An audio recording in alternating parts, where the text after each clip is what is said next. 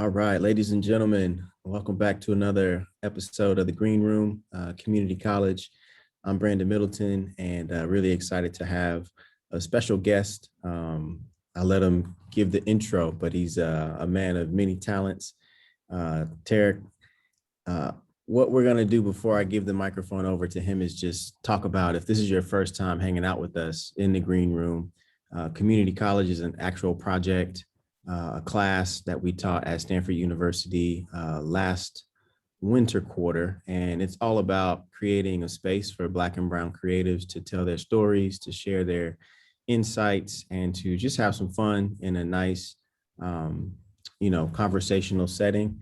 Nothing too serious here. You can let your hair down. You could unbutton your top button and just kick back, grab a cup of coffee, and relax and listen and learn and laugh with us. So, yeah, that's what the Green Room is here. And without too much further ado, I'll hand the microphone over to Tariq to introduce himself.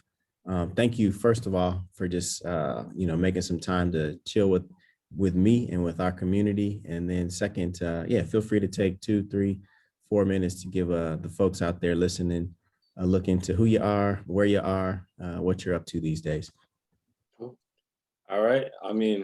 I guess, you kind of gave me a really good intro. My name is Tariq Muata. I'm from Minneapolis, Minnesota. That's still where I stay. I do film and video. I also do photos occasionally, but I specialize in film and video, specifically promotional video and music videos. And I've probably been doing it professionally for maybe 2 years now, maybe 3 years. And then I've always kind of dabbled in it for maybe close to 5 years since I was in high school. And up until very recently, it's been getting to the point where now it's becoming more of like a real business. And I've been trying to work on improving my skills, both artistically and also as a businessman, and just learning how things work and learning from people who are above me and kind of taking little nuggets as they pass them down and just figuring out whatever it is that I need to do in order to be successful. Recently have been picked up by a media company called Blue Key Media. So now during the weekdays, I do commercial work strictly. And then over the weekends, I do all of my freelance work that I've been doing for a few years. So it's been pretty cool. That's super dope. And to your point about being an entrepreneur and doing like the freelance stuff on the side and then having kind of the main gig, here on this talk, we've had a couple of folks articulate to us that they've got like a main hustle, kind of a side hustle, and like a next hustle, the stuff that they want to do in the future. So it seems like you got the main hustle and the side hustle going. We'll ask some questions in a couple minutes about what the future might hold for you. But to the fact that this talk or this series is called Community College, talk to the people about your community. A lot of stuff has happened over the last 12 to 18 months in Minnesota and Minneapolis. And then the community college part of it. Talk to us about how you got interested and educated about, the space that you're in as a designer, as like a film guy, as like a person who's doing that creative work. So community, you can jump into that first, or the college and the education, either or, but we'd love to hear a little bit more about both of those too. So I think Minneapolis has changed a lot over the past couple of years. I think we have had a reputation of, being kind of a place that doesn't have as many people of color, whether that be Black people or Asian people, Hispanic people, but we actually do within the cities at least, is really diverse. And people who live here and have grown up here over the years know that it's really diverse. And I think it's unfortunate that people are finding out about Minneapolis and St. Paul in the way that they had to, rest in peace to George Floyd. But it does give an opportunity for people to be a little bit more educated about who's here and what we're about. And I think that outside of all of the violence that has obviously transpired,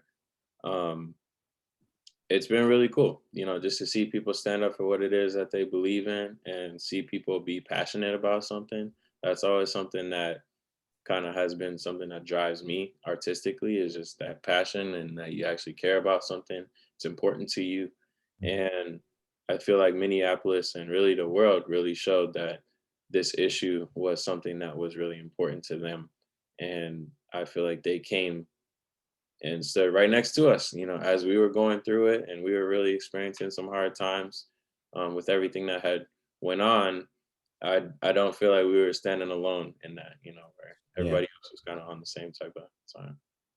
Yeah, that's so then you were born and raised, just for the people, like you've been in Minneapolis and Minnesota like for your whole life for the most part, right?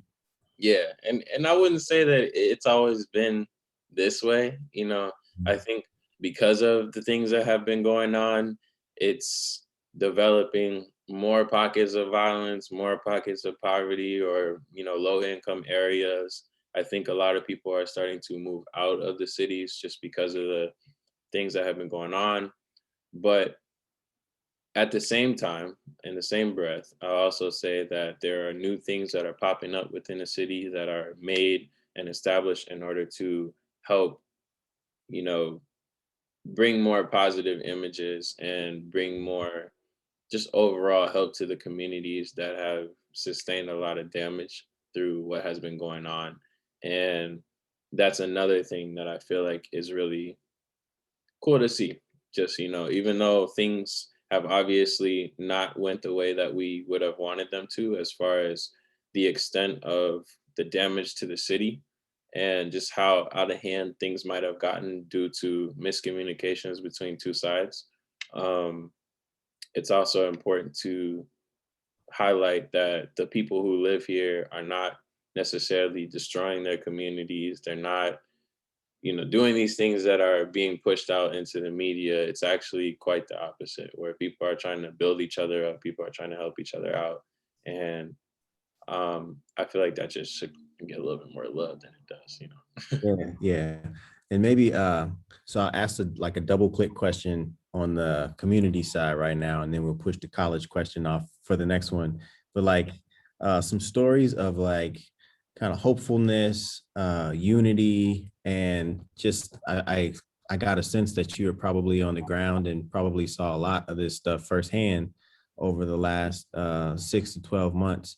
What are some things that you didn't see on the news that you were like, man, I wish that or that, would have been featured or highlighted just in terms of, um, the positive stories coming out of the last handful of months. And then maybe follow up question to that. I know I was breathing a breath of fresh air and hanging on to hope for America after the verdict came out. Maybe some thoughts on like, okay, where you were, what you were doing, and just how you felt when the verdict was read. Well, I'll answer the verdict one first, I guess, because it's less interesting. But when I, heard about the verdict, I actually was sleeping, so I didn't even know that what was going on was going on. I just had a long day at work, and so I decided to take a nap for a little while and just get some rest. But when I woke up, I was really relieved because I knew what was going to happen if the verdict had went in the opposite direction. Yeah. You just kind of feel that energy or that tension in the air as you go outside, and you just know that you just don't want to go through that again. Mhm. And going into the second question, I actually was there on the first day. So when Minneapolis was trending on Twitter, or whenever, I guess, like things were becoming a really, really big deal, a Mhm. couple days or maybe a day or two, I don't remember specifically, after Mr. Floyd had actually gotten killed. I was there on the first day of the first protest when all Mhm. that original rioting had really went down. And we didn't know what was going on. Like, we didn't necessarily know how things were gonna end up playing out. One of my friends had just called me and said that a lot of people were protesting outside of his job. He worked at the Domino's that was maybe a block or two away from the third precinct, which is where everything kind of started at. And so I had come there after work and we walked over to where things were going down. And I guess one of the positive things that I would pull away from that very kind of crazy and violent time was that there were a lot of people there who were telling others to protest peacefully. Or, you know, there were people within the crowds, and you could even say like elders in the crowds who were trying to educate people in real time, telling them, you know, no matter what the police do or no matter how people try to retaliate against you, just hold your ground and just do what we came here to do. Because when we would see people who were not doing that, or people who were acting, you know, in a way that we wouldn't want to represent, people were actually getting on them, you know, and people were saying things to them, and people were saying, you know, that's not what we came here to do. That's not what we want to, that's not the message that we want to get across. And so things like that, I wish were highlighted in order to create balance in the space in terms of media, just so that it's not a blank picture of everybody's going out and everybody's doing whatever it is that they're doing. But no, it's actually quite, you know, a balance, I guess I'll just say. That's a beautiful, I mean, call out to, I mean, I get the visual picture of kind of that elder, um, making sure the person from one generation down is, you know, representing themselves in the right way, and reminding them that every action or thing that they do will have a reaction and a consequence. So to think about your future and things like that. And it translates really well. Like, you know, I try to tell my children the same thing, and I've had plenty of folks, you know, have that same talk track for me throughout the course of my life. So, yeah, for the folks that are watching this and looking at that, it's cool to, you know, have the stars align, and for us to be able to hear, you know, from the very, very first days of the protesting, like how it went down, how it happened. So to go over to the college part, and to transition back into like how you got interested in the things that you're operating in and doing right now. When I think of Minnesota and Minneapolis, I think of purple, the Vikings, I think of Purple Rain, Prince. So like, tell us just about some of the inspirations behind how you got interested in the college part of the question that I talked about earlier. Like, what were your inspirations and influences, and things that led you to get into the work that you're doing today? So just to clarify, like interested in terms of like pursuing school, or interested as in more of like the film aspects of Both. I realize that there's a school of like the hard knocks where formal education can't teach you everything. So there's like I learned this in the classroom, but like I was grinding over here and I had to figure this stuff out for myself. So the whole concept of community college is trying to kind of reclaim that and say there's value. Like when you think about community college, it's not just something that's underneath, you know, a fancy institution or four-year university. There's actually community that a lot of Black and brown people come from. And then when you pair that with college and the focus on education, whether it be formal or informal, there's a cool reclaiming of the narrative for those two words when you put them together. So for me, just you know, either one that you want to touch on to get people a sense of what were some of the seeds that were planted early to get you into the love that you have for what you're doing today. Yeah, so I guess as far as like the community aspect of it was the biggest, um, really the most important factor for me doing what it is that I do now was just having people within my life, whether that be my family or my friends, who instilled confidence in me that what it was that I was doing had some sort of value, and Mhm. that I was bringing that value. So basically, when I originally started doing film, I was just kind of doing it because I was more so exploring myself and trying to figure out what kinds of things that I could contribute not only to the world, but just contribute to myself, and things that I could dedicate my time to, and that I would actually feel some real sort of intrinsic value from. I had been playing basketball for a long time, and after I stopped playing basketball, you kind of had like the hole in your Yeah. chest or whatever, where you just kind of like, oh, you know, now what? And so I was going through a long period of time where I just wasn't really feeling that great. And I was just trying to figure out what kinds of things that I could do in order to just be more content spending time on my own and working towards something, because that's my personality. And although I dipped and dabbled in it for years. It never really was a real thing until I had taken a class in high school, my senior year, called Voices, where basically our whole semester was on the premise of you take a concept and you make it into a short film. You know, they teach you how to do it, and although it's not going to be a Hollywood movie, it's going to be your version of a short film. And we were supposed to work within groups, but I felt so strongly about my topic that I decided to work alone because no one else wanted to work on the project with me. They all decided to do different things, and that was what it was. But it was my teacher really who had pushed me in order to just give me the confidence to go ahead and do it. She was saying that, you know, you're bringing a lot of value to this, not only the topic that you're talking about, but the artwork itself. Like, you have a real talent and you really have something that you could develop and possibly pursue in the future.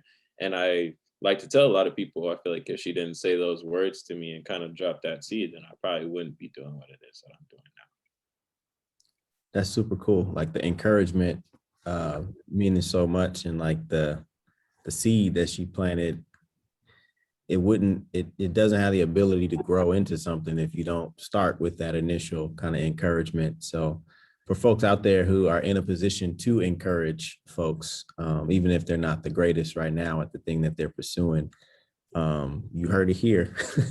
It works. And maybe the next question is like, have you had the opportunity, like even in the years, you said 5 years or so, doing this kind of work, and a couple of those years professionally, have you found any opportunities to do that encourager role into somebody that's your contemporary, a little bit younger than you? Yeah, I do that all the time. That's like that's one of the things that I feel the greatest, you know, about just in general, Mhm. is passing on to somebody who might have been in my position, or speaking knowledge to whoever it is that might have been in the position that I was in, so that I can kind of give back to the person that I was back then. Mhm. Because I feel like back then that was something that I really could have used, or I could have really got a lot of value from, but I didn't get that from my older peers. I ended up getting it from my teacher. And so instead of, in my eyes, being salty about it and being like, okay, well, I don't care about this next generation, I try to really make it a thing where, you know, if I have a piece of old equipment that I don't use anymore, a lot of times I don't sell it. I'll just give it away to somebody that I feel like is determined, and somebody that I feel like kind of has that same just want to do it as I did. Or, you know, if it's a kid out there who he might not be the greatest yet, but I can tell that even if he's not there yet, he's really trying, you know, he's really actively trying to put some sort of skill or passion into whatever it is that he's doing, I'll definitely give him my encouragement, because in his eyes, it means a lot coming from me. Just like in my eyes, it would mean a lot coming from, you know, somebody who's above me. And so I always try to pay it forward and, you know, pass it back down to whoever it is the next person coming up. Yeah, that's dope. I think that's a great way to operate. You can fall asleep at night, feeling good about your contributions to the craft that you're in, but then also to the community around the craft that you're in. Mhm. Definitely some bars right there. So in terms of kind of the business side, you mentioned being an entrepreneur. You probably have to put up a social, you probably have to put up a website, you probably have to like market yourself, you have to manage finances. What have been some of the insights as a young entrepreneur that you've taken as learnings in these first couple of months and years of doing that? Um, I think being flexible is one of the biggest things, not only just for business, but just in life. But being flexible is definitely something that I would express to somebody who's trying to be an entrepreneur or trying to start their own business, because you just never know what's going to happen. You never know what's going to come up. And I would also add on to that to try and prepare for everything. You know what I'm saying?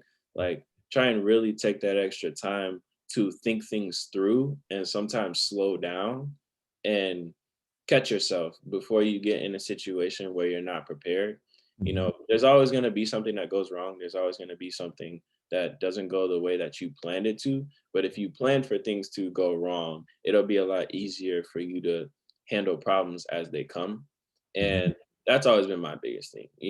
When I originally started doing film, I didn't even think about it as a business. So once I started making money from it, I'm like, okay, now that I'm running into a couple issues because of that, how am I gonna reshape what I'm doing so that it protects me and it also protects my client, so that we don't end up having disagreements and miscommunications between the two of us or the three of us or the five of us or however many people need to communicate. How can I cross all my X's and O's?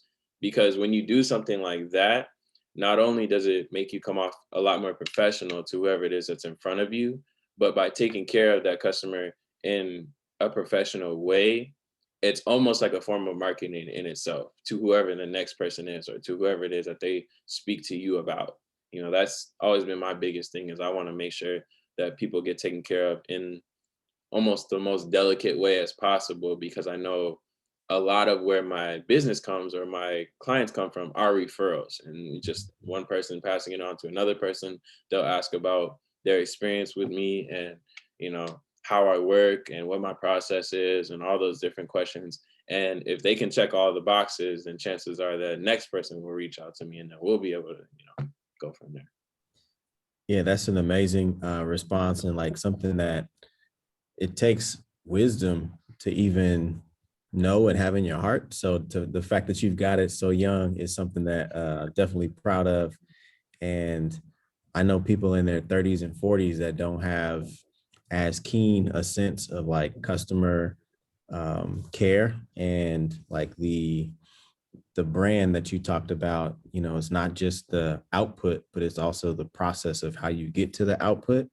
And if people are put off by the process, even if you're, a genius at whatever the craft is, they won't work with you because, there's something comparable out there that puts them in a better position Yeah. and it'll help them to just feel better about the relationship. So I'm glad that you put the emphasis on that. And those are some bars for people that are watching. Hopefully you put that in your back pocket as an output of this conversation. So yeah, thanks for that. Maybe the next question I have, let's do a little bit of a lightning round. You mentioned basketball and you got my mind going to a couple of different things about you. So Yeah. let's talk about sports. This is close to playoff time in the NBA. What position did you play while you were playing basketball? I think I technically was listed as a power forward, but at the time I was probably about 5'8". So I don't know if I would consider myself as a power forward at 5'8", but it is what it is. I also played point guard, but I wouldn't consider myself as one of those point guards who is really ball dominant or anything like that. I was more so somebody who's like distributing, getting to the wings and all that stuff. Got it. At Got the it. time when I was playing, which was about like 7th grade, 8th grade, or something like that. Got it. So I presume if we keep it on the basketball thread, being born in Minnesota, that the T Wolves are your jam, but I don't want to assume that. What are your top, maybe let's say top 2 or 3 teams that you follow or that you like, players on those teams in the NBA? Mm. I think just because my family's from Chicago, I'm always like a Bulls fan at heart, Yeah. especially when Derrick Rose was like in his heyday before he had gotten hurt so many times. Even though he plays really well now for New York, and I'm happy for him, even though he doesn't care about my opinion at all. But I'm definitely happy You might care just a little he's bit. doing he's doing well. But I think I'm definitely a Bulls fan at heart, and I'm a fan of Zach LaVine and a couple of other guys that they got playing right now. But other than that, I've never been too much of a team person. I'm more of a player person. So I think it's always cool to watch LeBron succeed in the way that he has, just not when it's against the Bulls. Yeah. And I guess outside of that, any team Kyrie's playing on, I kind of want to see them do well. But sometimes the off the court stuff for Kyrie can kind of make me have mixed feelings about that. But it is what it is. Dope. Let's move over to maybe the pandemic, like we extend the lightning round to just like either hobbies or things that you picked up during this crazy time that you may not have stumbled across if it hadn't have been for kind of this pandemic situation where you kind of locked in. What are some things that you've learned or some hobbies or some habits that you developed? Maybe it's a new food, maybe it's a, it could be a whole bunch of different things, but talk to the people about that a little bit. I think there's a bunch of different things that I could pull away from the pandemic, but for me, the most important thing that I would say that I still continue to this day, it's not something that I just did during the pandemic and then stopped after a while, is my social media habits have changed a lot. Mm, And every time I get an opportunity to speak on a platform, I always talk about this just because I feel like it's important for anybody to at least take into consideration. I was definitely going through an interesting part of my life at the point when the pandemic had first started. mm, And I felt like there were some changes that needed to be made in my behavior in order for me to just feel better and mm, not putting all my stock in terms of emotions onto things that are external. I was just sitting back and reflecting, and I was like, you know what? There's ways that I can kind of facilitate my own change. And one of those ways was just changing how I operate on social media. So what I had done was I deleted the apps that I don't communicate with people directly mhm, and removed them from my phone for about maybe 2 months. And then the only apps that I did have were ones that were involving my business. So it was like more so business communication. And I yeah. would check them once a day just to make sure that I was keeping up with any of my clients, even though business was slow at that time, obviously. But I would check it once a day and then kind of go from there. And then for the rest of the day, I wouldn't use it. Mhm, And I did that for about 2 months. And once I was done, what I started to notice was that throughout the time, I didn't really feel that sense of importance or that sense of urgency as I did before I did that. You know, beforehand, you're thinking, I'm missing out if I don't check my phone every 4 hours or, however much time you're thinking, like, oh, what's everybody talking about? But as you start to live life without it, the importance of it, it just becomes less and less and less. And I was more focused on just what I was actually doing in that moment throughout my day to day. And I feel like that helped me a lot because it helped me refocus on what's important to me, what my values are, what's not important to me, and what my values are not. And then after that, I had decided that I was at a point where, I can get back on social media and I feel like I'm gonna be okay. And I just did it differently this time. So this time I made a rule for myself where I don't go on social media of any kind before 12 p.m. just because I want to get my head fresh in the morning. I want to keep my thoughts where they should be. And I feel like the morning time is a sacred time, as corny as it sounds, but it's a time where you kind of should be able to be with yourself, take in the day, gather your thoughts, figure out what it is that you want to do and get moving, and also it just, to me, there was no importance for me to check something before 12 unless it was an emergency. And then if it was an emergency, 9 times out of 10, that person would have my phone number. yep. So that's where I kind of justified, like, nothing that's on social media should need my immediate attention before 12 p.m. They'll be okay. And that's pretty much how I've been doing things up until, I mean, still now, that's kind of just how I move. And I feel like it works for me. And some people think it's weird, but, it's what it is. No, I have a feeling that people are gonna watch this and steal that from you. So like the whole like nothing before 12 noon, the couple of months of fasting Mhm, altogether. To me, it's an act of courage and an act of like self-awareness and self-care even. mhm, I have a thing on my whiteboard here that says white noise and there's a line drawn through it. And sometimes I see social media as just white noise, like you don't really have the power to like act on or affect what you see, but you take it in because you got that like fear of missing out, just like you mentioned a couple minutes ago. And it's like, well, I could do without this, and I think I could maybe focus a little bit better, maybe be a little bit more productive, maybe be a little bit or more original and be my own person and not influenced by the things that I see. So yeah, I think there's a lot of wisdom in that. And hopefully, if you're watching this, Tariq won't feel too bad about you stealing his processes throughout the day. But yeah, thank you for sharing that. I'll pivot over to one about like food and travel. So, the doors are opening back up, people are getting vaccinated and things are getting like a little bit more back to normal. Let's talk about travel first. So like a place that you maybe have never been that you really, really want to get to as things open back up, or maybe a place that you have been that you're eager to visit and go back to because you enjoy it so much. Mm, I think I'll speak to a place I've never been. I definitely want to travel outside of the country at some point. Obviously, I want to do it safely, and I want to go somewhere where, um, Black people are welcome. I don't want to be anywhere that, they're not a fan of us.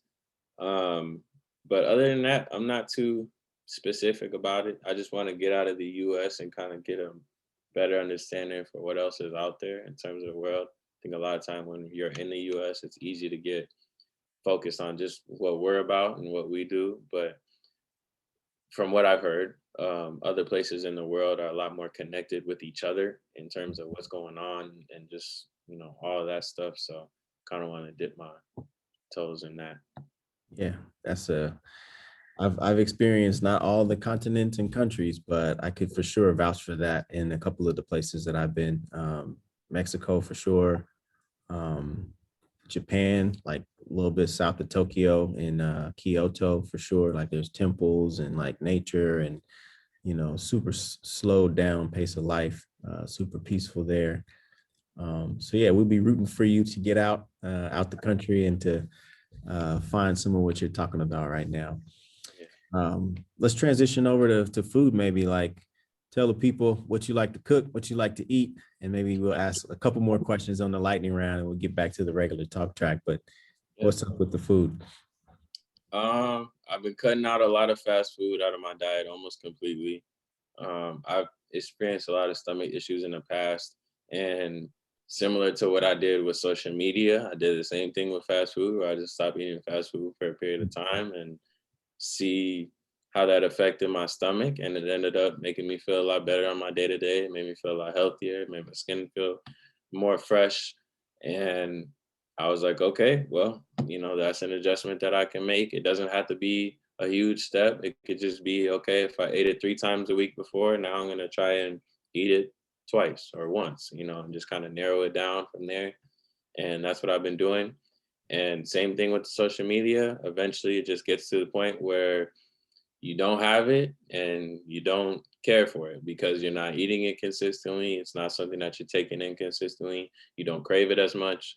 And I think anybody who decides to take that advice and go ahead and try that, you'll experience pretty much the same thing where once you stop doing something or you break a habit for a period of time, the voice in the back of your head that kind of makes you want to do whatever it is that you originally thought that you wanted to do, it was more so just a habit rather than you actually wanting to participate in whatever it was.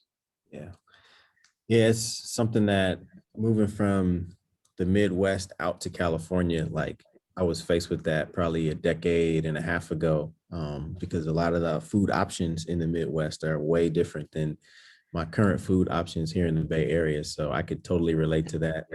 Uh, Lost, probably 10 or 15, but probably with the pandemic and everything and my kids running around, probably gained that 15 back just in the last year or so. So yeah, appreciate that one. Let me pivot over to like these are inputs and things that maybe inspire you or things that you do kind of in your spare time. A lot of times I love asking people about, books that they're reading or podcasts or what they're watching on like Netflix or Amazon Prime or any other video platforms in order to get inspired. So any things in particular on the books or the podcasts or the shows front that you checking into these days? Um, I haven't read any books for a minute, but I used to listen to a lot of audiobooks, especially during the time when I wasn't on social media. It's kind of how I wake up in the morning is listen to audiobooks that talk about self-help, mental health, Mhm. just educating yourself on your brain and how things work and just general psychology so that I could learn a little bit better how to identify with certain emotions and just patterns and different things like that. So that was a big deal. I don't know if I could think of any of them specifically. Maybe The Power of Now. I think that's a really good book. That's Mhm. probably the only one that I'd really shout out, at least that I can remember, just because it focuses on talking about being in the present moment and how important that is and just how much of a difference it can make in your overall day. Mhm. But as far as TV and things, I don't really watch TV that much. I say I listen to a lot more things. I listen to a lot of music. I listen to a lot of podcasts and just kind of allow my brain to get digested in whatever conversation that I happen to be listening to. And a lot of times that ends up being people who are a lot older than me and just kind of soaking up their knowledge and their experiences and then also developing my own opinions based on whatever it is that they're talking about. Yeah, yeah. I say it pretty much every green room conversation, but no need in scraping your elbows or bumping your head if you can learn from the experience of somebody else on a podcast or Hmm. in some format. I feel like you can go a lot further and a lot faster. So Yeah. great that you gravitating and pulling on to that, in your early years, and expecting you to go further and faster than me for sure. Because a brother done hit his head a lot, scraped his knee a lot. So let me shift over to more culture questions. There's a bunch of, I think, elders, a bunch of folks who are a generation under, and then a bunch of folks who are part of Gen Z as well, who pop into this. And you seem, as you're speaking with me, like somebody that's really reflective and wise beyond your years. Like, what are some of the things that you would call out as a part of your generation that you're super impressed with, super jazzed up about? And then the next couple of questions will be just about the interfaces between, your generation and others, and some of the differences and opportunities that we can um, take advantage of to come a little bit closer together in terms of understanding across not even just age lines, but like cultural backgrounds and ethnic backgrounds and a bunch of different things. I think our country and our world has a lot of opportunity that we could take advantage of now. So yeah, just double click. First question about just what does it mean to you kind of to be in the generation that you're in? What are some things that you appreciate about the young folk these days? Yeah. I mean, I'm happy to be in the generation that I'm in. I'm happy to be in the skin that I'm in. Um, I wouldn't have it any other way, no matter what type of struggles come our way or my way specifically. I'm just happy to be here. I'm one of those people. Mhm. And I say one thing that really stands out about my generation is I feel like they have a lot of passion. I Yep. don't, well, we have a lot of passion, I should say. Um, I don't feel like it always has the proper guidance that it needs in order to get to that destination. But I feel like the first step is having the the courage to get up. Using an analogy of somebody who's sitting on a porch stoop and they see something going that they must not agree with or that they don't like. The first step is recognizing that and then deciding to get up because at that point you're about to make an action. Now, Mm. what you do from there in terms of what that action is, that can go a bunch of different ways, but I really am impressed with how much we don't just allow things to happen. It doesn't always go the way we want it to, but we're not people who are silent. We're not people who are easily suppressed. And I feel like we are people who have opinions and people who are not afraid to voice those and just do what it is that we feel like is right, if that makes sense. No, it totally does. And to add to it, like your expressiveness and the creativity, like you mentioned social media, and for those who are still on it, like I be seeing these TikToks and these like way over the top ways that people are communicating Yeah. and being funny. So I'm laughing out loud all day when I'm watching stuff, or just the amount of takes that it takes in order to like create some of the stuff that I look at. And when I look at who's creating that, it's generally kind of the younger generation. So I'm like, man, hats off to y'all for having the time and the patience to like make all of that come Yeah. together into this, you know, 60-second clip that I'm taking in right now. So Yeah, for yeah, real. I love that. I love that answer. In terms of the interface between your culture and your generation and like in others, like any insights? I know you talked about being on the ground floor during the George Floyd protests. And there's opportunities for you to interface with probably lots of different cultures and lots of different generations. Any opportunities that you see there to improve kind of understanding and just teamwork at those interfaces? I think people just need to, I won't say learn because everybody knows to a certain extent, but be um refine the skill of being humble. That's kind of what I would say. And refining your skills of learning how to shut your mouth and listen to the other person and understand what it is that they said before you respond or before you make an action. I think that can be applied not only just to my generation, but pretty much any generation. Mhm. And I feel like that's also one of the biggest gaps that is between, the two, maybe you could say like 40, 50 and up and 28 and below.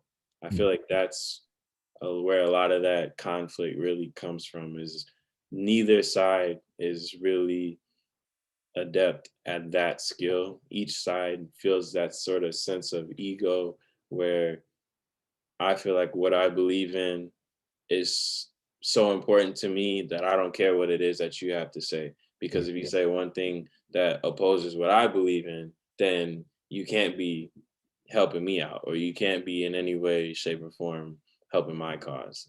And I think when you do that, you shoot yourself in the foot because you need each other in order to get to wherever it is the destination is. And I feel like once people understand that, then things will go smoothly.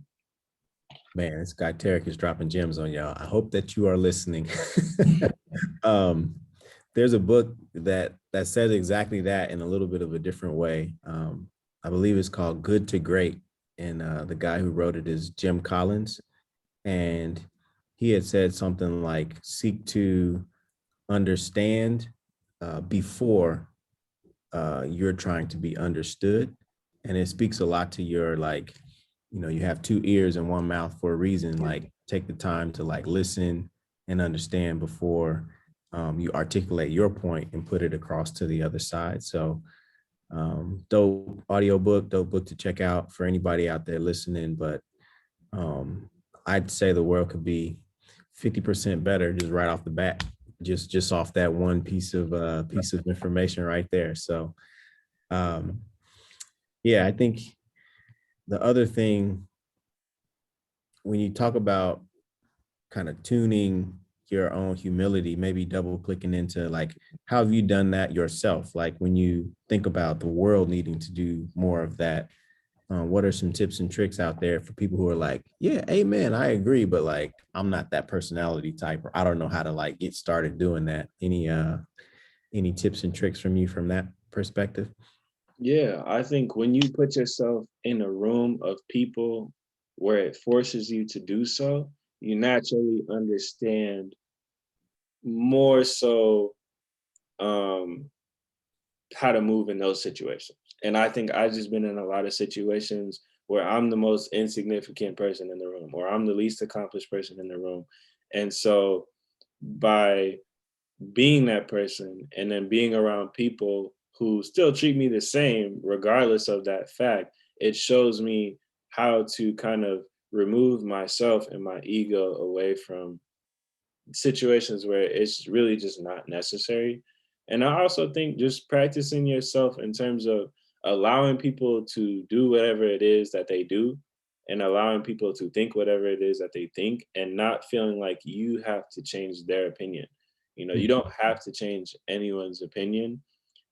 And if you feel like you should, then you're going to set yourself up for failure because you're constantly going to meet people who don't believe the same things as you, who do not live the same life as you do, who do not take the same actions that you take for whatever reasons that they choose to do it. But when you remove yourself from that situation, you'll probably end up cultivating a lot more healthier relationships, even with people that you don't necessarily always see eye to eye with, because you're not overextending yourself to them. And so therefore it is going to be easier for them to not overextend themselves to you. And I think the last thing that I would say is learning about things outside of yourself, you know, and just really focusing in on that point of removing yourself from it and understanding that things are not promised. You know, your life is not promised, tomorrow is not promised, the next moment is not promised. And there's always going to be somebody that is going through something that could be looked at as more intense than whatever it is that you're going through. Mhm. And when you know and really, really understand that to its full extent, then it becomes a lot easier for you to move into those situations and be more humble at the end of the day. Yeah, I love that, man. So much wisdom in there. And it's making me think about like the last question. Our community that we have, the people who watch these videos, the folks that are the hosts that I'm asking the questions to, all the way to the folks who are viewing this, how can we as a community come and help you in the things that you're doing? What are the things you're hoping to achieve with the work that you're doing now? And like, how can we provide you guys, you and the teams that you're working with, the boost? Um, I think for me, the most helpful thing is just, you know, check out my stuff. You know, I don't even always ask people to, like, I rarely reach out to people and ask them to come and allow me to give them a service. Like that's something that I rarely ask people to do. Really all I ever ask of people is to watch my stuff. You know, so if I post a video 9 times out of 10, it's something that I put a lot of work into, or you know, my client put a lot of work into, or we both put a lot of work into, and we just more than anything want people to see it. You know, you don't have to necessarily always express your opinion or share it or do anything that you don't want to do unless you feel inclined. But a lot of times I just want people to see my stuff. And that would be a huge deal to me. If there's 700 people in there, if 100 people went to my videos and watched them and took them in, then that'd be something that was helpful for me. That's awesome. And then the very last question I'll ask you is like, when it's all said and done, like if you hit Powerball tomorrow and never had to work like another day in your life, like what's the thing, the significance that you're trying to have, and like what's the impact or the thing that you're working towards and that you want people to remember you by and for? Um, I think more than anything, I just want people to remember me for who it is that I am, regardless of whatever it is that I'm doing at the time. I think I'm a person, if I'm allowed to live long enough, will do many things. Mm-hmm. And I wouldn't want people to pin one or two things on me. I just want people to remember, okay, that's Tariq for who he is. You know, this was the type of person that he was. These were the things that he echoed, and he was just a dope person overall. And that's pretty much all I ever asked for as far as that goes. Yeah. Well, actually, I always like to end off with the laugh. So maybe the very, very last question, since I already said I asked you the last question. What's the last thing that made you laugh out loud, either this week or you can go back into your memory bank? And I don't know, for me, I'd be watching these TikTok videos and I get a laugh or two in every day. But like, what's the last thing that made you laugh out loud? Um, I think yesterday I was laughing pretty hard. I was with my best friend. I don't even know what exactly we were laughing about, but you know, everybody has those moments where you're just chilling and you and that person that you really are cool with, y'all just have a certain type of humor that only y'all understand and only y'all will think is funny to the extent that y'all think is funny. And we just had a good time. And so looking back on it, that's something that I always cherish because you don't always get to laugh that hard every day. So Yeah, yeah. Well, I'll tell you the last thing that made me laugh yesterday. My youngest son, he's 2 years old, and he likes pouring things out. So just like water, pour it on the floor, leave it for mommy and daddy to clean up. Or he loves sprinkles on his ice cream. So sprinkles, unscrew the cap, pour it on the floor. So we had these this like confetti, almost like these things that you use to glue onto a picture. So all of that was poured out on the floor by him. And we came back to the house and they looked like strangely like they were colored like sprinkles. So this is kind of gross, but like he literally got on the floor like all fours and like literally like one by one, like picked these little dots up and started just putting them in his mouth. And we're like, bro, we can't even get you to eat vegetables, but you're here eating this confetti that's dirty off of this floor. So pray for my son. Pray for him to to do more healthy things. But yeah, that's the one that made me laugh out loud probably yesterday. But yeah, man, I appreciate the time. You kind of going down memory lane and sharing with our community just what it's been like to be a creative, a Black and brown person in the Midwest, in Minnesota, in Minneapolis, St. Paul area. Um, wishing you a great weekend. And again, from our community to you, thank you so much for spending and taking some time out to sit down and crack open just your life experience with us. So we appreciate you and hoping that you do big things in the future. We're putting your social media and a bunch of the stuff that you're doing in our hearts and minds, and wishing it's going to go the right way, man. appreciate it. I just want to say thank you for reaching out.